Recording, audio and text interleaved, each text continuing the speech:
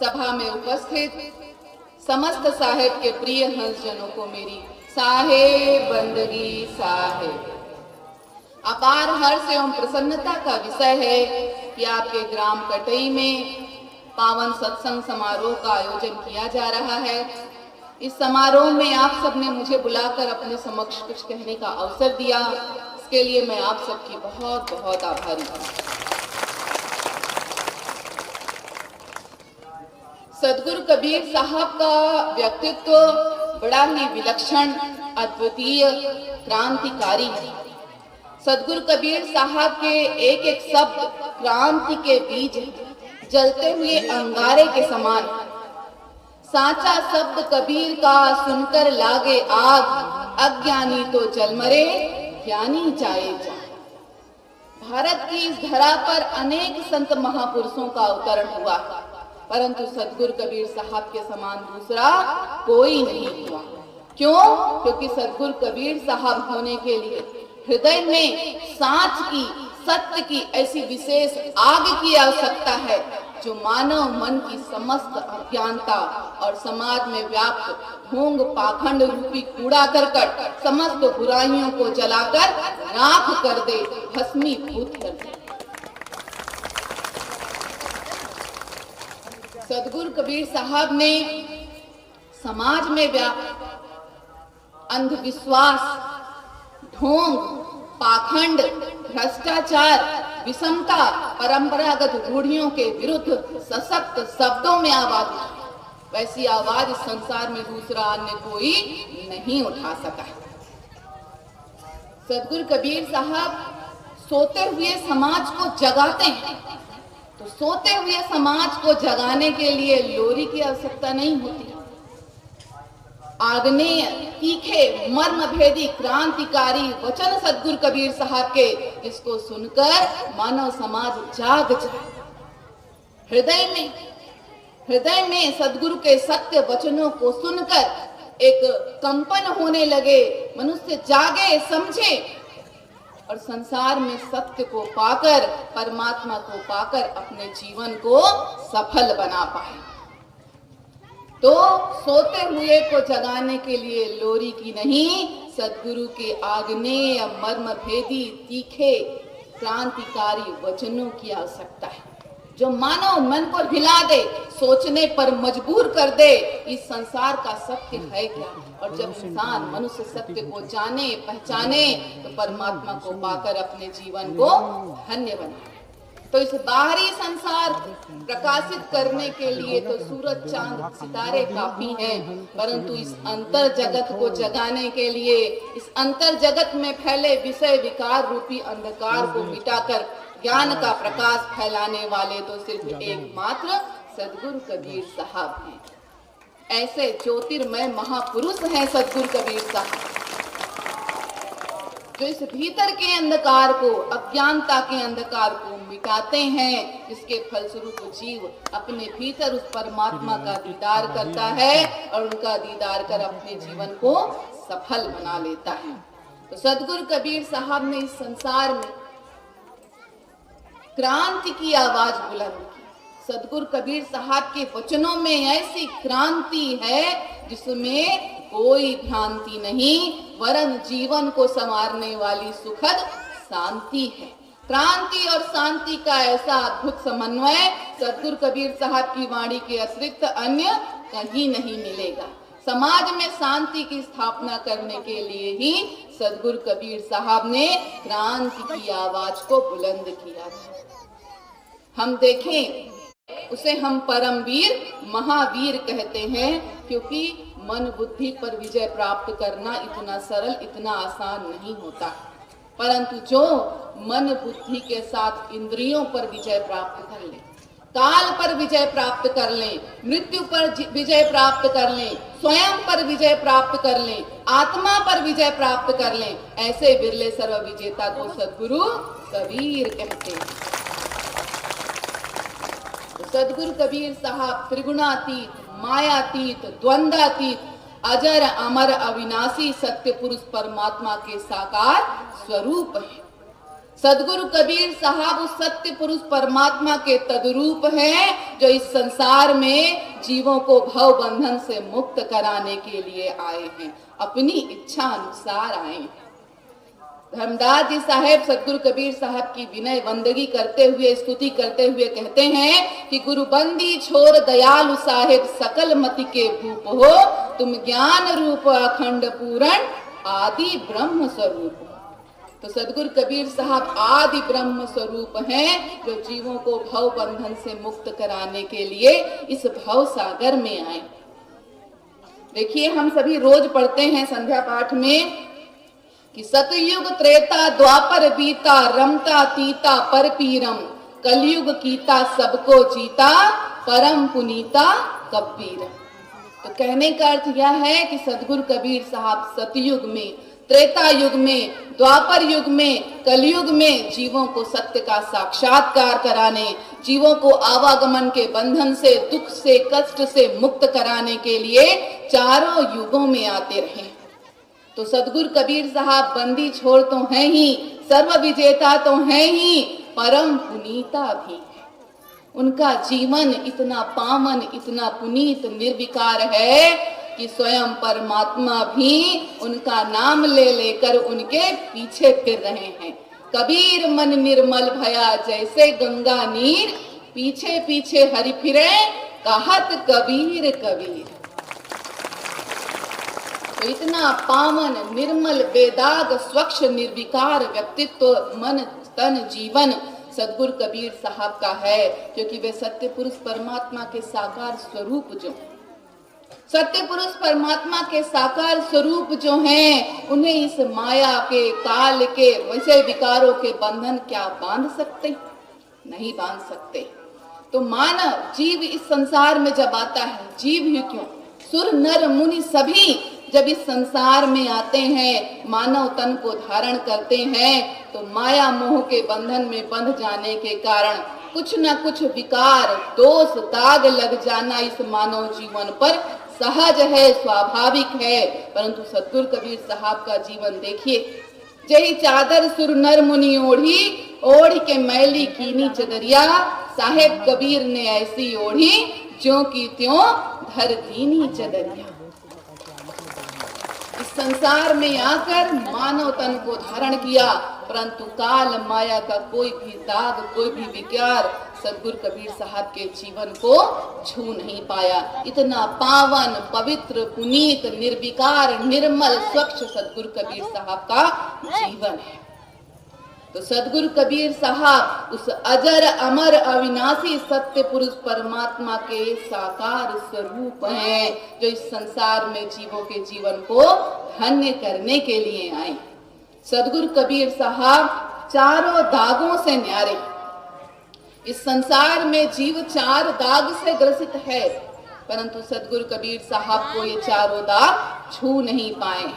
सदगुरु होना कोई आसान बात नहीं है। जो सदगुरु होते हैं उन्हें इस संसार के ये चार दाग छू भी नहीं पाते। कौन से चार दाग? कौन से चार दाग की बात हो रही है?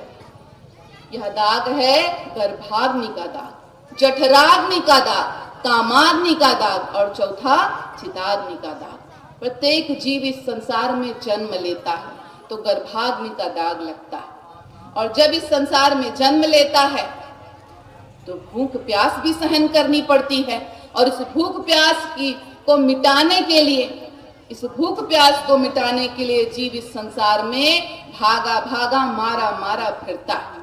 जठराग्नि का दाग लगता है जीव। तीसरा कामाग्नि का दाग। या जठराग्नि का दाग तो भोजन कर लेने के बाद, जल पी लेने के बाद शांत हो जाता है, परंतु कामाग्नि का दाग, मन में इच्छाएं, कामनाएं तो कभी समाप्त ही नहीं होती। प्रत्येक जीव के भीतर ये कामाग्नि का दाग लगा होता है। और फिर चिताग्नि का दाग, जो आया है सो जाएगा। परंतु जो सद्गुरु होते हैं उन्हें इस संसार के ये चारों दाग छू भी नहीं पाते हैं। और ऐसे सद्गुरु कौन हैं? मलुकदास जी कह रहे हैं, चार दाग से न्यारे सद्गुरु अजरा अमर शरीर, दास मलूक सलोक कहत हैं खोजो खसम कबीर।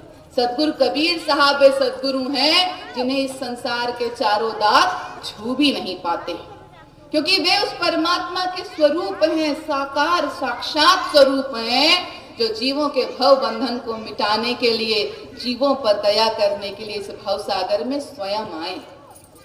तो सदगुरु कबीर साहब पूर्ण सदगुरु हैं, जिनके अमृत वचनों को सुनने से मनुष्य के सारे संशय, सारे भ्रम, सारे संदेह मिट जाते हैं।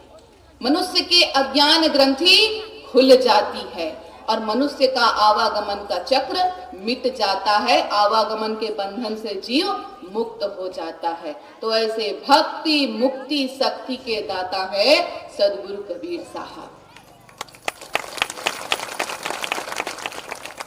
सदगुरु कबीर साहब जीवों को चिताते हुए कहते हैं, समझाते हुए कहते हैं कि मन माया तो एक है, माया मन ही समाए, तीन लोक संशय पड़ा, काहि कहूं समझा। यह माया इस मन में समा गई है, यह माया इस मन में समा गई है, अब इसे अलग करना बड़ा कठिन है। मन भी चंचल है और माया भी चंचल है, और दोनों एक में एक हो गए हैं, इन्हें कैसे अलग किया जाए। और इस माया के वशीभूत आज इस संसार में जीव दुख भोग रहा है। मन के रूप समानी माया, सकल संसार व्याप्त है छाया। इस संपूर्ण संसार में माया ने अपना झंडा गाड़ रखा है, जीवों को प्रभावित कर रखा है, अपने वश में कर रखा है, जिसके कारण जीव इस भवसागर में आवागमन के चक्र में फंसा हुआ दुखी है, परेशान है। तो यह मन में यह माया समाई हुई है। तुलसीदास जी इस विषय पर बड़ी सुंदर बात कहते हैं कि गो गोचर जहाँ लग मन जाई, सो सब माया जानहु भाई। इस संसार में यह मन जहां तक दौड़ लगाता है वो सब कुछ माया है। यह मन इस संसार में जहां तक दौड़ता है सब कुछ इस संसार में माया है। अब इस मन का कार्य क्या है? संकल्प विकल्प करना, तर्क वितर्क करना, और इसी कारण मन द्वंद्व में फंसा रहता है। द्वंद्व की स्थिति में मन फंसा रहता है। यह मन का स्वभाव, कभी सुख कभी दुख, कभी लाभ कभी हानि, कभी संकल्प कभी विकल्प, इस प्रकार से एक द्वंद्व से दूसरे द्वंद्व में यह मन डोलता रहता है। जैसे घड़ी का पेंडुलम देखा है ना, घड़ी लगी रहती है, घड़ी के पेंडुलम को देखिए, इधर से उधर, उधर से इधर घड़ी का पेंडुलम चलता रहता है। वैसा ही यह मन भी इस संसार में कभी सुख तो कभी दुख, कभी शुभ विचार तो कभी अशुभ विचार, कभी अच्छा तो कभी बुरा, यह मन इधर से उधर डोलता ही रहता है। अब जैसे घड़ी चल रही है, क्यों? क्योंकि वह पेंडुलम चल रहा है, इधर से उधर, उधर से इधर, यह पेंडुलम चल रहा है, जिसके कारण घड़ी चल रही है। अब अगर पेंडुलम को बंद कर दिया जाए, उस कांटे को बंद कर दिया जाए तो क्या होगा? घड़ी बंद हो जाएगी। तो वैसे ही यह मन भी जो इधर से उधर एक द्वंद्व से दूसरे द्वंद्व में घूम रहा है, डोल रहा है, नाच रहा है, अगर इस मन को विचार शून्य कर दें, स्थिर कर दें, स्टेज ऑफ नो माइंड कर दें, अर्थात मन को अमन कर दें, तो क्या होगा? सहज समाधि लग जाएगी। इस मन को जैसे ही हम अमन करेंगे, संसार में माया की दौड़ समाप्त, जीव को आत्मदर्शन सुनिश्चित, और आत्म दर्शन हुआ तो परमात्मा दर्शन भी सुनिश्चित। तो इस मन को अमन बनाना है। परमात्मा इस मन की चतुराई से, बुद्धि की चतुराई से नहीं रीझते। परमात्मा को तो उनके प्रेम में दीवाना बनकर ही पाया जा सकता है। तो मन की चतुराई, बुद्धि की चतुराई से काम नहीं बनेगा। इस मन का दोष, सबसे बड़ा दोष अज्ञानता है। ये विषय विकारों की अज्ञानता ही मन का सबसे बड़ा दोष है। देखिए, कहा जाता है कि यदि संसार के सारी धन दौलत, सारी सुख सुविधा, सारे ऐश्वर्य में जितना सुख मिलेगा, इस संसार के सारी धन दौलत, ऐश्वर्य सुख सुविधा में जितना आनंद जितना सुख है, उससे कई गुना सुख इस मन को, इंद्रियों को अपने वश में करने से प्राप्त होता है। तो इस मन को अमन बनाना है, मन पर विजय प्राप्त करना है, मन को निर्मल बनाना है, तभी इस संसार के सबसे बड़े सुख परमात्मा सुख को जीव प्राप्त कर सकता है। जैसे कि साहेब ने कहा है, सहजे साहब पाइया जो मन निर्मल होए। अगर यह मन निर्मल हो गया तो परमात्मा को पाने में देर नहीं लगेगी। तभी सभी संतों ने, सभी ऋषि मुनियों ने, सभी धर्म ग्रंथों में इस मन को निर्मल, पावन, पवित्र बनाने की बात कही गई है। देखिए, आपको यह जानकर आश्चर्य होगा कि वेदों में 1,20,000 मंत्र हैं। वेदों में 1,20,000 मंत्र हैं, परंतु उनमें से सिर्फ 100 मंत्रों में परमात्मा की चर्चा की गई है।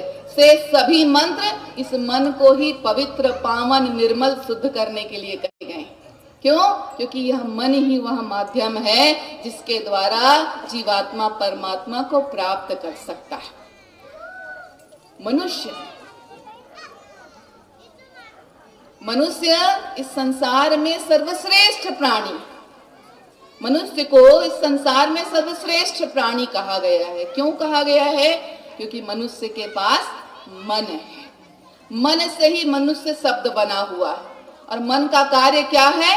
मनन करना। तो जो मनन करे वह होता है मनुष्य।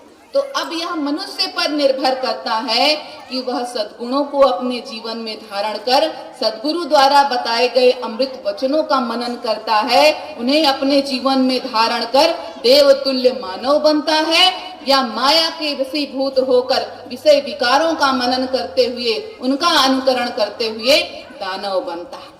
यह मनुष्य पर ही निर्भर करता है।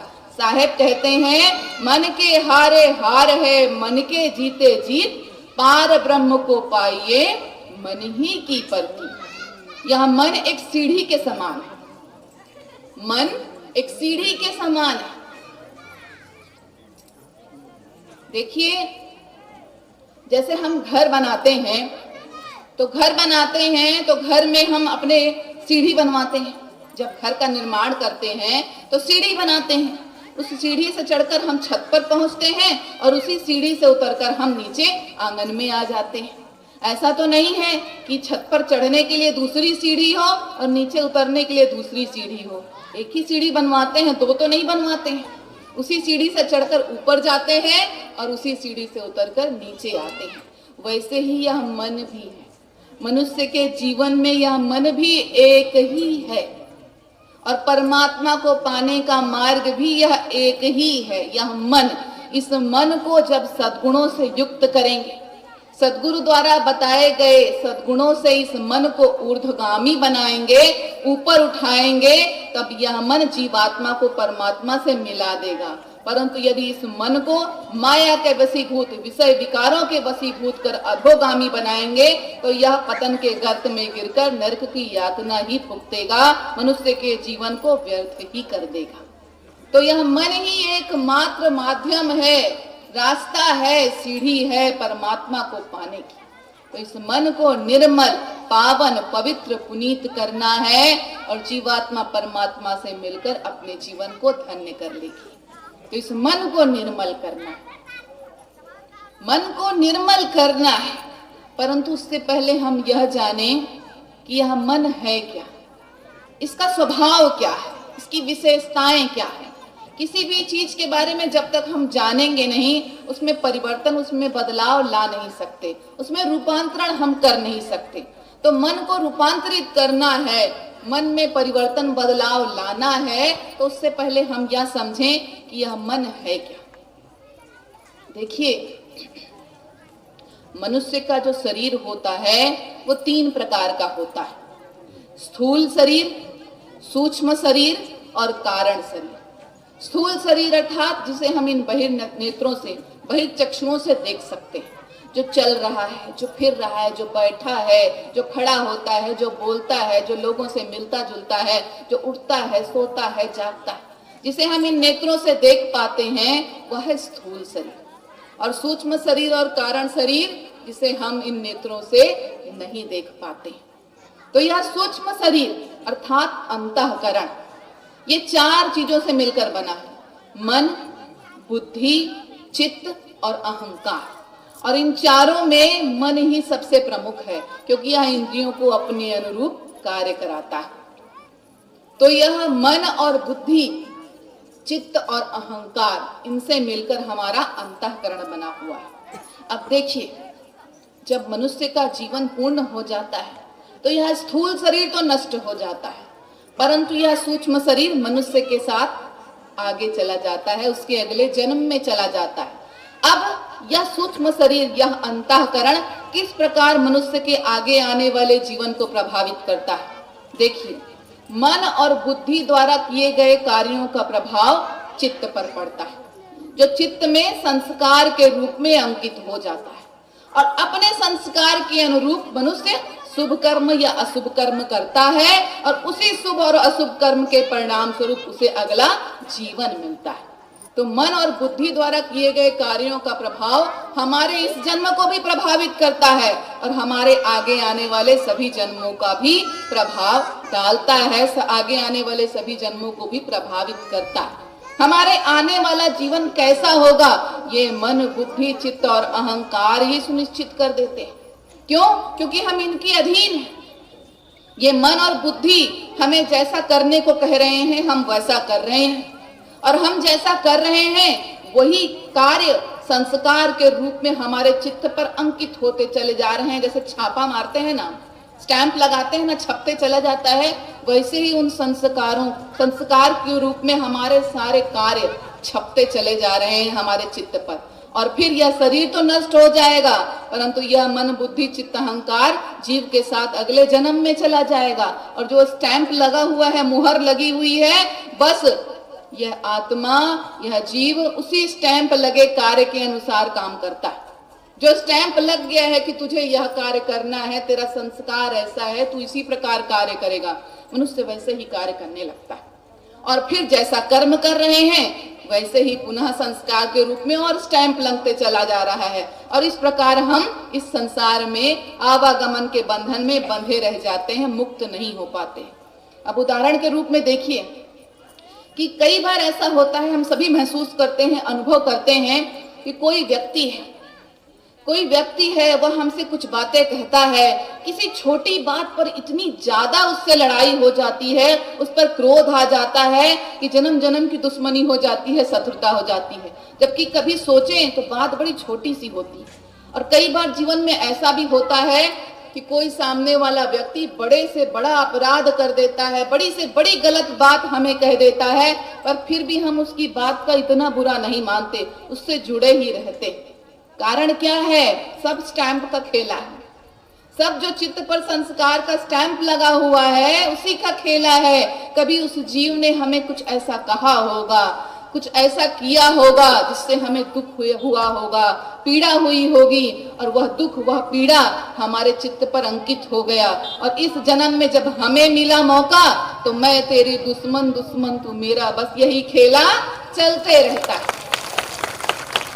हम उससे दुश्मनी निकालने में, चाहे वह छोटी सी ही बात क्यों ना हो, मौका नहीं छोड़ते। कभी सोच कर देखें तो सोचेंगे उसने किया ही क्या था, मात्र इतना ही तो कहा था, मात्र इतना ही तो किया था, कैसे मेरे भीतर इतना क्रोध आ गया कि मैंने उसके साथ इतनी शत्रुता कर। तो कारण वही होता है, संस्कार के रूप में हमारे चित्त पर उसका पूर्व जन्म में किया गया प्रभाव असर डालता है, प्रभाव छोड़ता है, और उस प्रभाव के अनुरूप हम उससे शत्रुता निभाते हैं। और ठीक है, इस जन्म में हम उसके साथ वही व्यवहार कर रहे हैं जो किसी जन्म में उसने हमारे साथ किया होगा। तो ठीक है, फिर ये आवागमन का खेला तो चलने ही वाला है, और कभी तू मेरा दुश्मन, कभी मैं तेरा दुश्मन, बस ऐसे ही संसार का खेला, आवागमन का चक्र मनुष्य का चलते रहता है, और जीव इस संसार में फंसा रहता है। तो इस मन बुद्धि द्वारा किए गए कार्यों का प्रभाव चित्त पर पड़ता है, और उसी के अनुरूप मनुष्य को अगला जन्म मिलता है।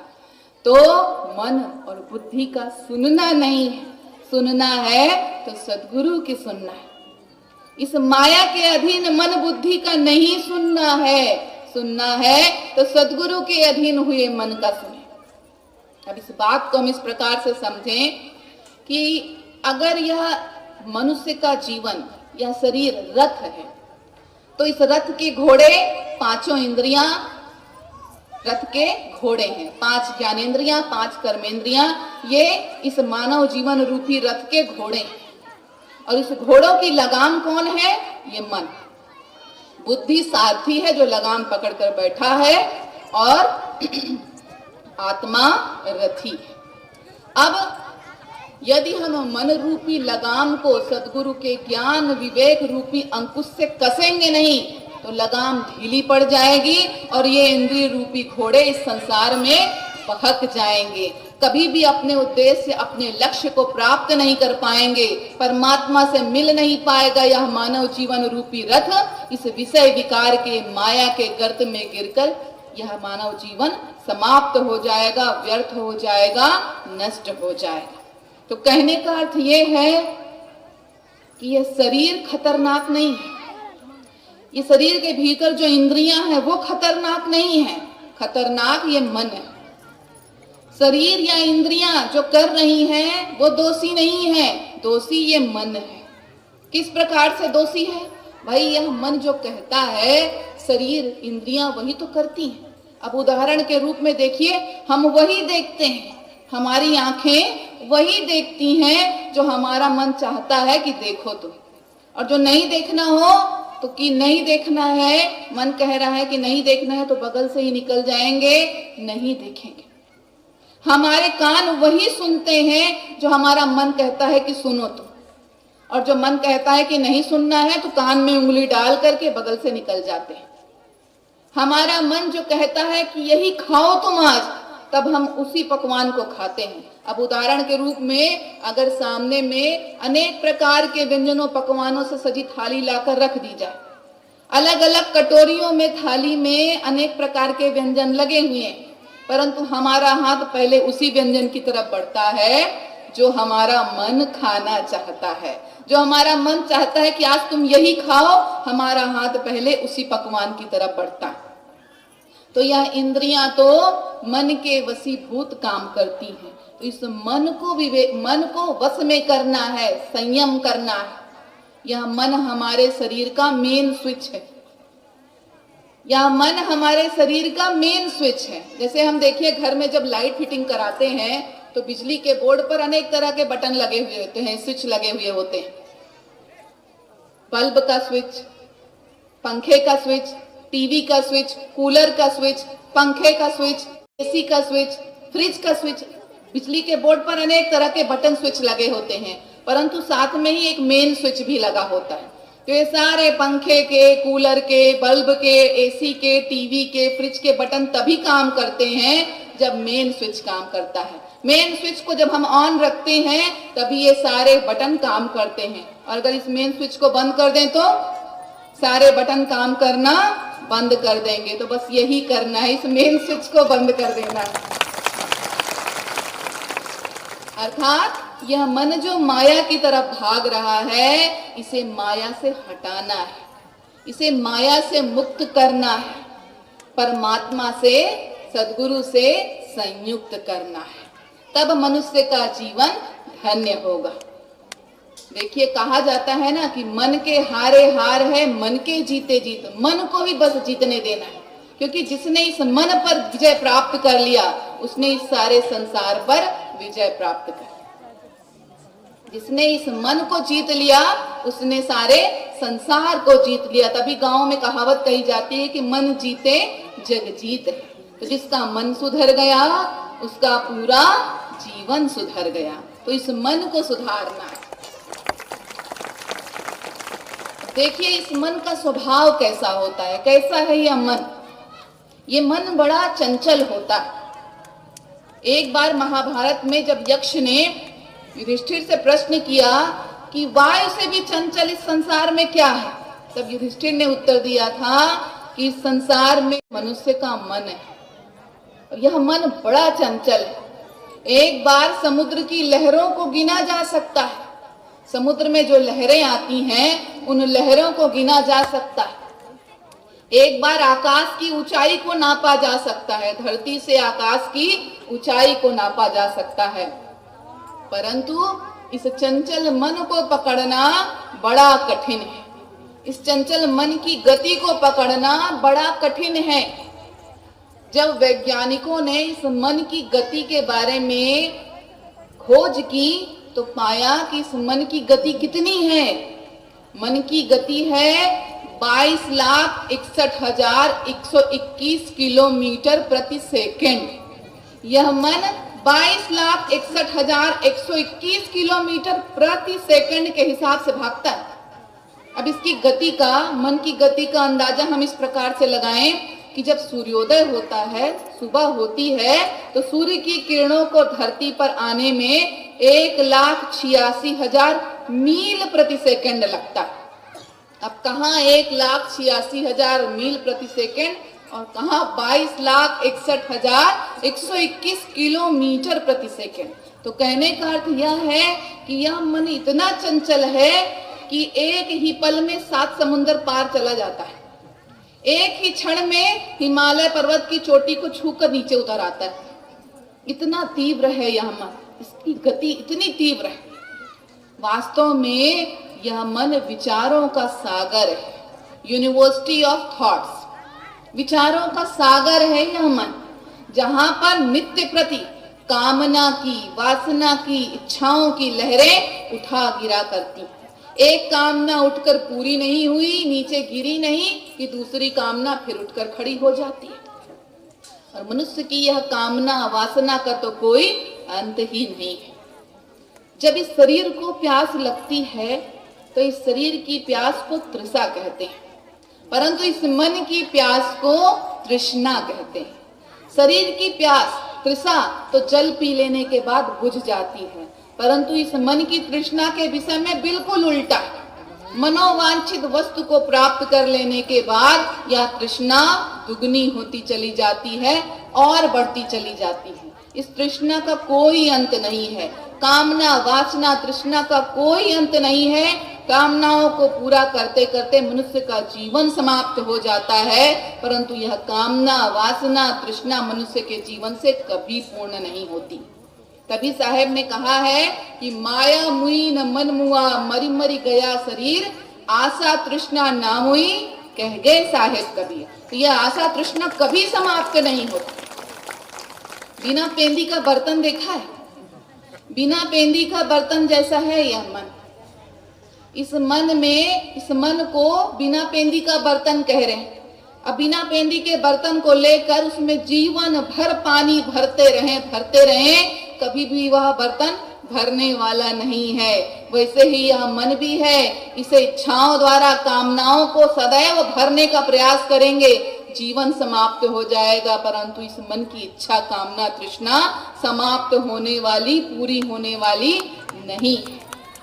तभी साहेब ने कहा कि माया मुई न मन मुआ, मरी मरी गया शरीर, आशा तृष्णा ना मुई, कह गए साहेब कबीर। यह आशा तृष्णा समाप्त ही नहीं होती। इस मन का स्वभाव देखिए। यह मन जिस बात को मना करोगे वही करता है, जहां कहोगे कि नहीं जाना है वहीं जाएगा। अब उदाहरण के रूप में देखिए कि लोग प्रायः यह शिकायत करते हैं कि क्या करें, परमात्मा में ध्यान नहीं लगता, भजन में मन नहीं लगता, सत्संग में मन नहीं लगता। प्रायः लोग यह शिकायत करते हैं कि परमात्मा के ध्यान में, भजन में, सत्संग में मन नहीं लगता। तो कारण यही है कि यह मन अधोगामी है। इसे निषेध के प्रति आकर्षण महसूस होता है। जहां मना किया जाता है वहीं यह मन जाता है। अधोगामी विषयों में इसका मन खूब लगता है। संसार के भोगों में यह मन खूब लगता है, परंतु परमात्मा के भक्ति भजन में यह मन नहीं लगता है। लोग कहते हैं कि जब भजन करने बैठते हैं, सत्संग करने बैठते हैं तो क्या करें, नींद आ जाती है। सत्संग में बैठते हैं तो नींद आ जाती है। आती है कि नहीं आती है? कुछ लोगों को यहाँ पर भी आ रही होगी। तो भजन में बैठते हैं, सत्संग में बैठते हैं तो नींद आ जाती है। इतना नींद तो भैया कूलर चला दो, नरम बिस्तर बिछा दो, मनपसंद संगीत लगा दो, निश्चिंत होकर लेटे हैं तो भी नहीं आने वाली अपने घर में नींद, जितना सत्संग में बैठकर परमात्मा के भजन में बैठकर नींद आ जाती है। क्या करे, सत्संग में नींद आ जाती है, पर उसी जीव को, उसी मनमुखी जीव को यदि सत्संग की जगह बत्संग करने बिठा दो, दुनिया भर की बातें करने बिठा दो, या सबसे बड़े रस महारस निंदा रस करने बिठा दो, इस मायामुखी मन का सबसे बड़ा रस यही निंदा रस होता है। तो किसी की निंदा, किसी की बुराई करने बिठा दो जो बिल्कुल पसंद ना हो, बस उसके बारे में चर्चा शुरू तो कर दो, बस फिर सुबह से शाम होगी, दोपहर होगी, शाम होगी, रात से फिर सुबह हो जाएगी, अब नींद नहीं आएगी। परंतु सत्संग में बैठते हैं, भजन में बैठते हैं तो क्या करें, नींद आ जाती है। ऐसे ही जब लोग प्रायः शिकायत करते हैं कि परमात्मा का ध्यान करने बैठते हैं तो मन इधर उधर भटक जाता है, परमात्मा का ध्यान करने बोलो तो यह मन इधर उधर भटक जाता है। पर उसी मनमुखी जीव को ले जा करके 2, 4, 5 लाख का हरे गुलाबी नोटों का बंडल पकड़ा दो और बोलो लो गिन के देखो बराबर है कि नहीं, भैया तुम्हें देने थे, देख लो गिन कर बराबर है कि नहीं, फिर देखो क्या ध्यान लगता है। मजाल है मन इधर का उधर हो जाए, सिर पर बैंड बाजा भी बजवा दोगे तो एक गिनती इधर से उधर नहीं होती, तो इतना ध्यान लगता है। तो ध्यान तो लगता है, मन तो लगता है, पर यह मन क्योंकि अधोगामी है इसीलिए अभी सिर्फ इस संसार में माया में लगता है। जब यह मायामुखी मन सद्गुरुमुखी हो जाएगा, ज्ञानमुखी हो जाएगा तो ध्यान लगेगा, मन लगेगा, परमात्मा के भजन में लगेगा, भक्ति में लगेगा, सत्संग में लगेगा।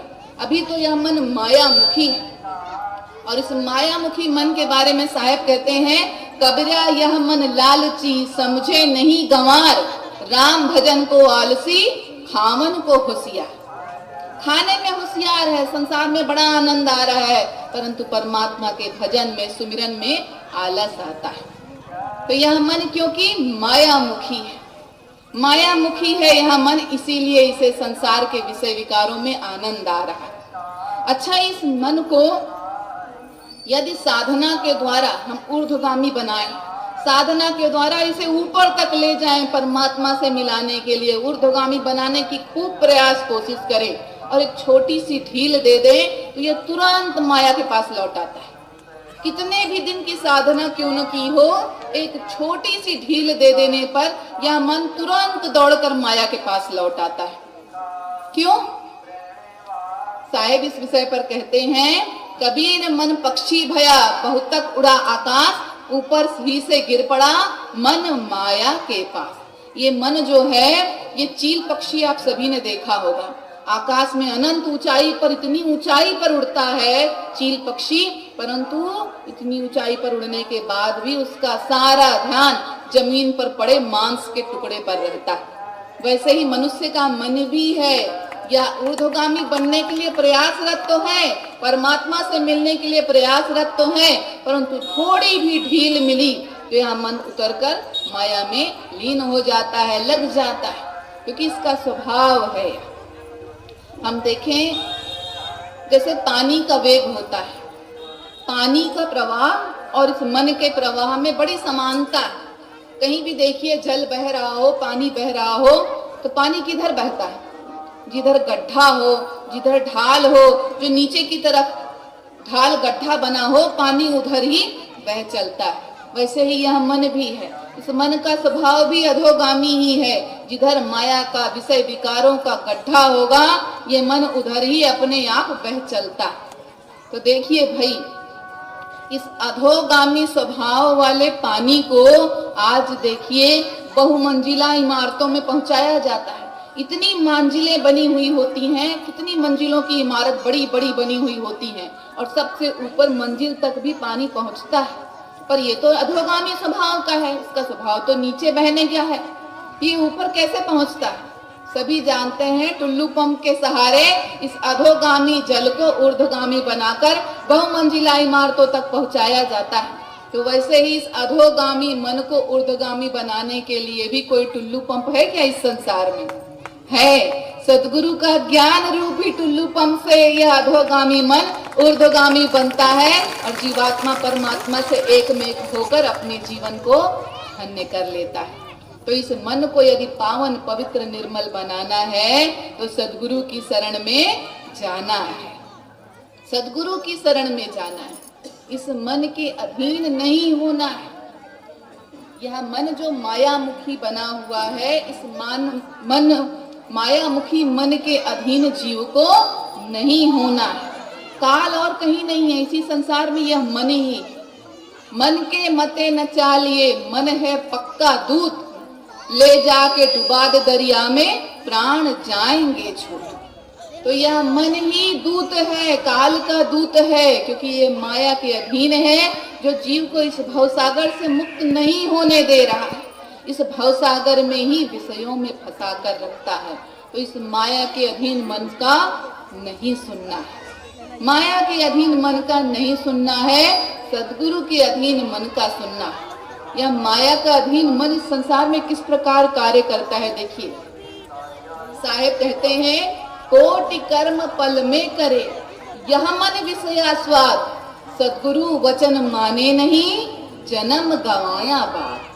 कोटि कर्म पल में करे यह मन विषयास्वाद। यह मायामुखी मन, विषय विकारों में डूबा हुआ मन इस संसार में एक पल में करोड़ों कर्म कर डालता है, अनगिनत कर्म कर डालता है एक क्षण में, और सदगुरु के वचन नहीं मानता, जिसके फलस्वरूप मनुष्य का जीवन इस भव सागर में ही डूबते उतराते व्यर्थ हो जाता है। किस प्रकार यह मन कल्पनाएं करता है, आपको एक बड़ी सुंदर सी कहानी सुनाती हूँ। एक बार एक शिकारी था। वह शिकारी शिकार करने जंगल गया। शिकार की खोज में वह जंगल में भटक गया। शिकारी शिकार की खोज में जंगल में भटक गया, रास्ता नहीं मिल रहा था, भूखा प्यासा मारा मारा फिर रहा था। शिकारी राह भटकने के कारण भूखा प्यासा मारा मारा फिर रहा था। थक हार कर शिकारी जंगल में एक पेड़ के नीचे बैठ गया। एक पेड़ के नीचे बैठ गया और शिकारी जिस पेड़ के नीचे बैठा था, वो पेड़, वह वृक्ष कोई साधारण वृक्ष नहीं था, वह वृक्ष था कल्प वृक्ष। और कल्प वृक्ष के विषय में यह मान्यता है कि उस वृक्ष के नीचे बैठकर जो भी मांगो वह अवश्य पूरा होता है।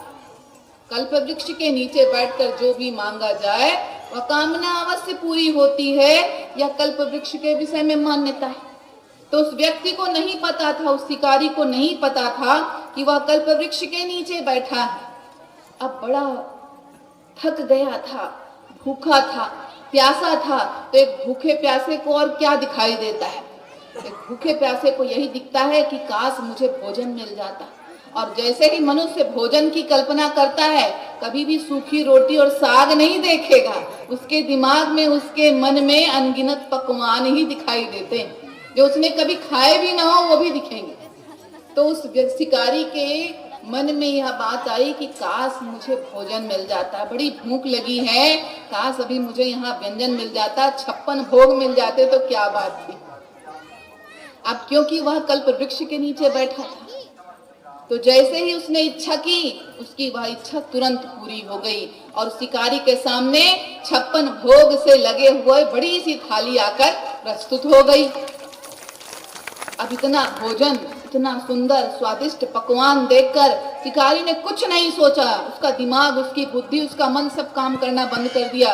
वह भोजन पर टूट पड़ा, भोजन पर टूट पड़ा, भोजन किया, पानी पिया। अब पेट की भूख प्यास तो शांत हो गई, परंतु इस मन की भूख प्यास शांत नहीं हुई। अब इस मन की भूख प्यास शुरू हो रही है।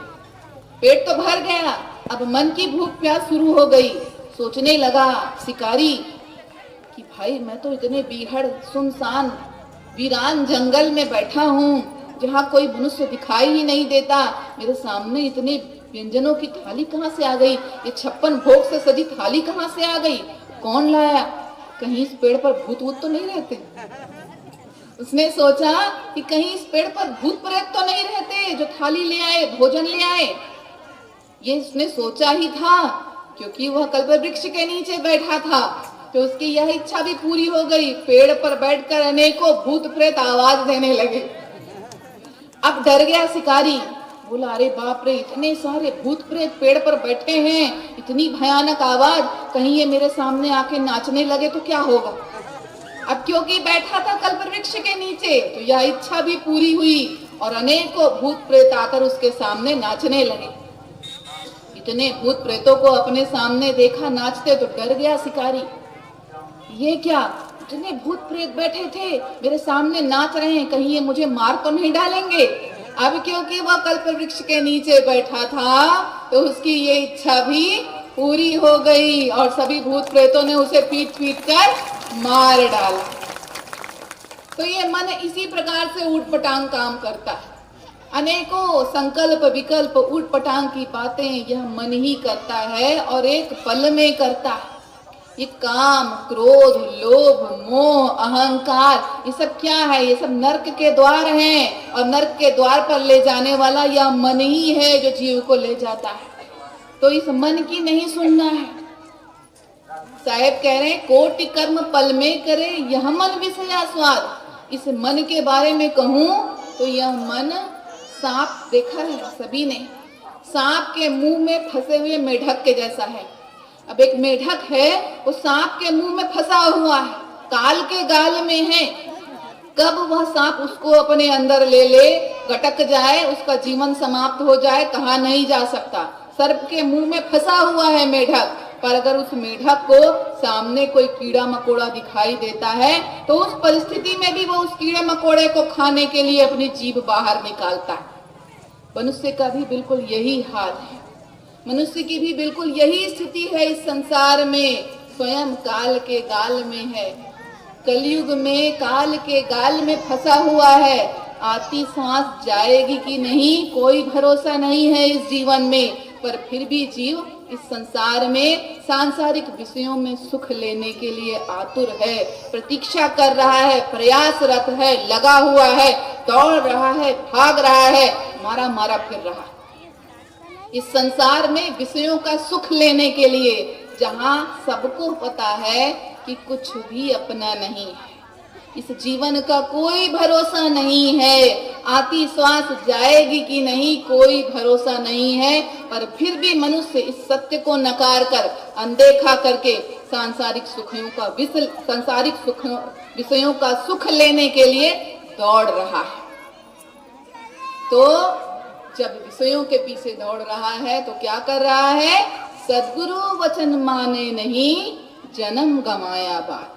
सद्गुरु के वचनों को सुनता नहीं है, सुनकर भी नहीं सुनता है और अपने जीवन को इस भव सागर में 84 लाख योनि में भटकने के लिए व्यर्थ कर देता है। तो सद्गुरु की सुनना है, इस मन को सद्गुरु के अधीन करना है, तभी जीवन सफल होगा। देखिए, मनुष्य के पास इस संसार में 3 चीजें होती हैं। मनुष्य के पास जीवन में 3 चीजें ही होती हैं। एक होता है तन, एक होता है मन और एक होता है धन। अब जो तन और धन को संभालता है वो संसारी जीव है, और जो इस मन को संभालता है वही साहेब का भक्त है। संसारी जीव को यही चिंता होती है कि कहीं मेरा तन न बिगड़ जाए, कहीं मेरा धन न बिगड़ जाए, परंतु साहेब के भक्त को सदैव यही चिंता होती है कि कहीं मेरा मन न बिगड़ जाए। तो इस तन धन को तो घर परिवार के, समाज की सेवा में लगाना, पर इस मन को तो सद्गुरु की ही सेवा में लगाना, नहीं तो वही हाल होगा जो उस शिकारी जीव का हाल हुआ। तो मन को सद्गुरु की ही सेवा में लगाना है, तभी यह जीवन धन्य होगा। मन पर जो माया का, विषय विकारों का जो आवरण पड़ा हुआ है, जो धूल फैली हुई है, मिट्टी है, गंदगी है, यह सद्गुरु के शरण में जाने पर ही साफ होगी। देखिए, यह मन माया के अधीन है और जिसके कारण जीव इस भवसागर में फंसा हुआ है। तो यह तो हम समझ गए कि कारण यह मन है, जिसके कारण जीवात्मा परमात्मा से नहीं मिल पा रहा है। पर इस मन को निर्मल, पावन, पवित्र कैसे बनाया जाए? क्या इसका भी कोई उपाय है? किस तरीके से इस मायामुखी मन को गुरुमुखी किया जा सकता है? कैसे इस मायामुखी मन को गुरुमुखी बनाया जाए, क्या इसका कोई उपाय है? एक बड़ी सुंदर सी कहानी सुनाती हूँ। देखिए, जो कहानी होती है ये इतनी सुंदर रूपक होती है कि साधारण शब्दों में हमें असाधारण ज्ञान मिल जाता है। हमारे अंतर चक्षुओं को बिल्कुल साधारण शब्दों के द्वारा छोटी छोटी कहानियां जीवन के सत्य को दिखाती हैं, आंखों को खोल देती। इस संसार में होने वाली एक एक घटना हमें सत्य का आभास कराती है, हमारे सामने सत्य को प्रस्तुत करती है, परंतु हम नहीं देखते। तो कहानी के द्वारा बड़े सरल सुबोध, बड़े ही रोचक ढंग से हम, मनोरंजक ढंग से हम सत्य को समझ सकते। तो आइए, इस मन को कैसे वश में करना है, कैसे इस मन को निर्मल करना है, इस मन को अपने अधीन करना है, सद्गुरु के अधीन करना है, यह समझें। एक बार एक राजा था। उस राजा के पास एक बकरा था। राजा के पास एक बड़ा विचित्र बकरा था। उस बकरे में विचित्र बात ये थी कि उस बकरे को जितना खिलाया पिलाया जाए, उस बकरे की भूख प्यास शांति ही नहीं होती थी। दिन भर उस बकरे को खिलाया जाए पर फिर भी उस बकरे की भूख प्यास शांत नहीं होती थी। तो राजा ने अपने राज्य में घोषणा करवा दी कि जो भी मेरे बकरे की भूख प्यास शांत करेगा उसे मैं आधा राज्य इनाम में दे दूंगा, परंतु इस बात का परीक्षण मैं खुद करूंगा कि मेरे बकरे की भूख प्यास शांत हुई है कि नहीं, उसके बाद ही सामने वाले को इनाम मिलेगा। अब जैसे राजा की ये घोषणा सुनाई दी, सबको, लोगों की भीड़ लग गई राजमहल में। लोग आते, बकरे को लेकर जाते, दिन भर भोजन कराते, हरी हरी घास खिलाते, पानी पिलाते, और जब बकरा खा खा कर थक जाता तो बकरे को लेकर लोग वापस आते राजमहल में। राजा उठता अपने सिंहासन से और थोड़ी सी हरी घास बकरे के सामने डाल देता। बकरा आदत से मजबूर पुनः उस घास को खाने लगता और लोगों की चलता रहा। जैसे ही बकरा हरी घास खाने के लिए मुंह को नीचे करता, दौड़ता, पानी पीने के लिए तालाब की तरफ जाता, मुंह नीचे करता, संत जी डंडा उठाते और उसके मुंह पर मार देते और वह बकरा डरकर पीछे हट जाता। दिन भर यह क्रम चलता रहा। बार बार यही बात होने से, संत जी के डंडे मारने से बकरे के मन में यह बात बैठ गई कि हरी घास खाऊंगा तो मार पड़ेगी, हरी घास खाऊंगा तो मार पड़ेगी। यह बात उस बकरे के मन में बैठ गई और उसका परिणाम क्या हुआ? बकरे ने घास खाना ही छोड़ दिया, पानी पीना ही छोड़ दिया। कितनी भी भूख प्यास लगी रही पर उस बकरे ने घास नहीं खाई, पानी नहीं पिया। अब शाम हो गई। संत जी बकरे को लेकर राजा के दरबार में प्रस्तुत हुए और बोले, लीजिए राजन, आपकी शर्त पूरी हुई, आपके बकरे की भूख प्यास शांत हो गई है। राजन ने परीक्षण करने के लिए हरी घास उठाई और बकरे के सामने डाल दी।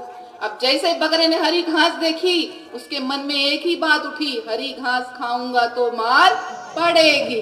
तो इसलिए बकरे ने घास खाना तो छोड़, सूंघा भी नहीं, देखा भी नहीं। तो इस कहानी का अर्थ समझे हम। राजा कौन है? यह आत्मा। राजा का बकरा कौन है? यह मन। हरी घास क्या है? सांसारिक विषय वासना है, सांसारिक भोग हरी घास का प्रतीक है। संत जी कौन है? सद्गुरु। और संत जी का डंडा क्या है? सद्गुरु का ज्ञान। तो यह मन जो है, यह मन रूपी बकरा सांसारिक विषय वासनाओं रूपी हरी घास को खाने के लिए जैसे ही दौड़े, बस एक ही काम करना है, सद्गुरु के ज्ञान रूपी विवेक रूपी डंडे से इस बकरे को, इस मन रूपी बकरे को पीटो। तब तक पीटो जब तक यह उन विषय विकारों की तरफ मुंह करना न छोड़े।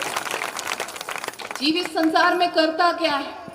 भोगों द्वारा इस मन को, सांसारिक विषय वासनाओं के द्वारा, भोगों के द्वारा इस मन को तृप्त करना चाहता है। कभी नहीं होगा, कभी नहीं तृप्त होगा। तृप्त होगा तब जब इसे सद्गुरु के ज्ञान विवेक रूपी डंडे से पीटते रहेंगे इस मन को सद्गुरु के चरणों में समर्पित करके निर्मल पावन पवित्र बना लेंगे। तो बिना सदगुरु की शरण में जाए यह मन निर्मल होने वाला नहीं है। क्यों? क्योंकि जैसे तन की शुद्धि स्नान से, धन की शुद्धि दान से, वैसे ही मन की शुद्धि सदगुरु के ज्ञान से ही संभव है। तो इस मन पर जो माया का विषय विकारों का आवरण पड़ा हुआ है, जो मन पर अनंत जन्मों से विषय विकारों का, दुर्गुणों का, माया का जो आवरण पड़ा हुआ है, इस आवरण को हटाने का कार्य सद्गुरु ही करते हैं। जो इस मन पर अनंत जन्मों से काम, क्रोध, लोभ, मोह, अहंकार, इन विषय विकारों की धूल, मिट्टी, गंदगी जमी हुई है, इस धूल, मिट्टी, गंदगी को हटाने, मिटाने, साफ करने का कार्य सद्गुरु करते हैं। और जब यह विषय विकारों की गंदगी इस मन से हट जाती है तो मनुष्य को अपने मन में ही परमात्मा की प्राप्ति हो जाती है, मनुष्य का जीवन धन्य हो जाता है। तो करना बस इतना ही है। क्या करना है? साचे गुरु के पक्ष में मन को दे ठहराए, चंचल से निश्चल भया, नहीं आवे नहीं जाए। साचे गुरु के पक्ष में इस मन की मलिनता, मन की चंचलता, मन की अज्ञानता को दूर करने का एकमात्र उपाय है इस मन को सदगुरु के चरणों में समर्पित कर दें, सदगुरु के शरणागत कर दें इस मन को। यह मन निर्मल हो जाएगा, पावन हो जाएगा, पवित्र हो जाएगा। परंतु कहाँ समर्पित करना है? साचे गुरु के पक्ष में मन को दे ठहराए, सच्चे गुरु के शरण में जाना है, साचे गुरु की शरण में जाना है। साचे गुरु कौन होते हैं? जो सत्य के स्वरूप, जो मन माया के बंधन से मुक्त हों और जो जीव को सत्य नाम लखाएं। गुरु सोई जो सत्य नाम लखावें और गुरु कोई काम ना आवे। तो सदगुरु की शरण में जाना है जो परमात्मा के नाम, सत्य नाम को लखाते हैं और सत्य नाम को प्राप्त कर जीव अपने जीवन को धन्य कर लेता है। तो सदगुरु की शरण में जाना है। आज इस संसार में जो ढोंगी पाखंडी गुरु फैले हुए हैं, भटक रहे हैं, एक ढूंढो हजार मिलते हैं, नकद ढूंढो उधार मिलते हैं, ऐसे ढोंगी पाखंडी गुरुओं के चक्कर में नहीं फंसना है। कैसे हैं ये गुरु और कैसे हैं उनकी शरण में जाने वाले शिष्य? साहब कहते हैं, लोभी गुरु लोभी शिष्य लालची, दोनों खेले दांव, दोनों डूबे मझधार में, चढ़ पाथर की नाव। लोभी गुरु और शिष्य क्या है? लालची। गुरु लोभी है तो शिष्य भी लालची हैं। गुरु अगर माया के पुजारी हैं तो शिष्य को भी इस संसार में माया के अतिरिक्त और कुछ नहीं चाहिए, वो भी माया को ही पाने के लिए गुरु की शरण में आता है। और फिर ऐसे गुरु और ऐसे शिष्य का तो एक ही हाल होता है।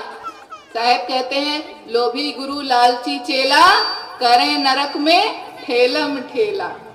तो लोभी गुरु के शरण में लालची शिष्य जाते हैं और दोनों ही भवसागर में फंसे रह जाते हैं। तो यदि परमात्मा को पाना है, अपने जीवन को धन्य करना है, इस मानव जीवन के अर्थ को समझना है।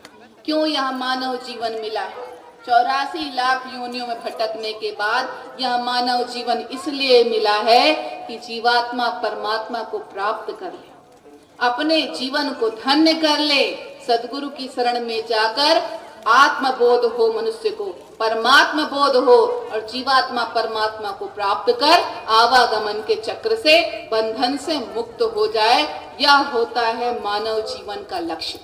तो सदगुरु की शरण में जब जीव जाएगा, जब सदगुरु की शरण में जीव जाएगा तो सदगुरु इस मन की सारी अज्ञानता को, चंचलता को, मलिनता को मिटा देंगे और इस मन को पावन, पवित्र, निर्मल, पार ब्रह्म जैसा शुद्ध कर देंगे। और जब यह मन निर्मल, पावन, पवित्र, शुद्ध हो जाएगा तो परमात्मा का दीदार होने में देर नहीं लगेगी। तो बस इतना ही करो, जैसा कि साहेब कह रहे हैं कि जागो लोगो मत सो, मत करो नींद से प्यार, जैसे सपना रैन का तैसा यह संसार। इस संसार में सोना नहीं है, जैसे रैन का सपना वैसा यह संसार है, स्वप्न की भांति यह संसार। इस संसार में सोना नहीं है, जागना है, मन से जागना है और सद्गुरु की शरण में जाना है और इस मन को निर्मल करना है और मन में परमात्मा को पाना है, अपने जीवन को सफल बनाना है। बस इतना ही कहकर आप सबसे आज्ञा चाहूंगी। साहे बंदगी साहे।